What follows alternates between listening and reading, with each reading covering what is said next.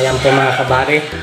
Pagkatapos ko pong lihain itong pader niya po dito po sa isang kwarto ay yan po. Grabe, napakaraming alikabok na hindi na po sana namin ito applyan ng skim coat, pero dahil sa napakarami po siyang crack kinailangan po namin applyan. So hindi na po namin ito papatungan ulit ng skim coat kasi natakpan naman na po yung mga crack niya. Saka isa pa hindi naman po masilan yung may-ari ng bahay na ito. Ayan. So pagkatapos ko pong walisin itong mga alikabok niya ay sisimulan ko na itong pahidan ng latex white. So grabe, napaka-alikabok. Sobrang alikabok ko. Ang kamay ko. Ayan. So dito naman banda.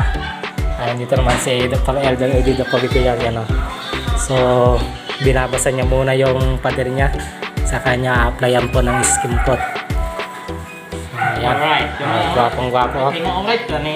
Poging-pogi. Ayan. Ayos mga kabady.